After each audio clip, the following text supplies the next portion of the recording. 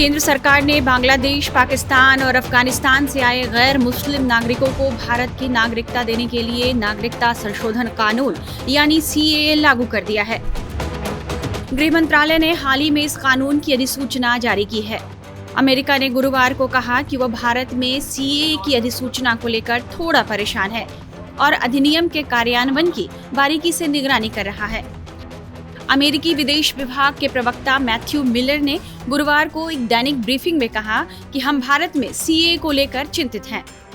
So we are concerned about the notification of the Citizenship Amendment Act on March 11. We are closely monitoring this act, how this act will be implemented. Respect for religious freedom and equal treatment under the law for all communities are fundamental democratic principles. CAA को लेकर अमेरिकी विदेश विभाग के प्रवक्ता के बयान पर भारतीय विदेश मंत्रालय ने तीखी प्रतिक्रिया दी है। शुक्रवार को विदेश मंत्रालय के प्रवक्ता रणधीर जायसवाल ने इस पर अपनी बात रखी। The Citizenship Amendment Act 2019 is an internal matter of India and is in keeping with India's inclusive traditions and a long-standing commitment to human rights. The Act grants a safe haven to persecuted minorities belonging to Hindu, Sikh, Buddhist, Jain, Parsi and Christian communities from Afghanistan, Pakistan and Bangladesh who have entered India on or before 31st December 2014. The CA is about giving citizenship, not about taking away citizenship. So this must be underlined. It addresses the issue of statelessness, provides human dignity and supports human rights. As regards the US State Department's statement on the implementation of CAA, and there have been comments made by several others, we are of the view that it is misplaced, misinformed and unwarranted. India's constitution guarantees freedom of religion to all its citizens. There are no grounds for any concern or treatment of minorities.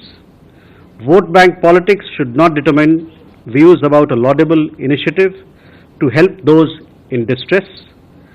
Lectures by those who have a limited understanding of India's pluralistic traditions and the region's post-partition history are best not attempted.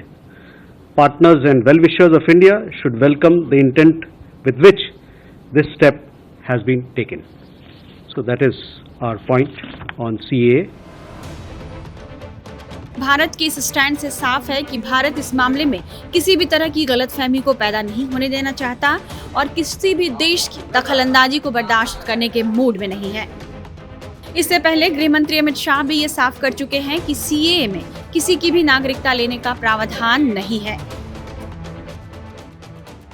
41 time 41 बार अलग अलग मंचों से इसके बारे में मैंने detail बात करी है कि इस देश के अल्पसंख्यक माइनॉरिटीज या तो किसी और व्यक्ति को डरने की जरूरत नहीं है, क्योंकि सीएए में किसी की नागरिकता लेने का प्रावधान ही नहीं है। सीएए सिर्फ और सिर्फ 3 देश अफगानिस्तान, पाकिस्तान और बांग्लादेश से हिंदू, सिख, बौद्ध, क्रिश्चियन और पारसी जो जैन और पारसी शरणार्थी आए हैं, इनको उनका अधिकार देने का कानून है, नागरिकता देने का कानून है, जिससे इनके जीवन की वेदनाओं को हम कम कर पाए।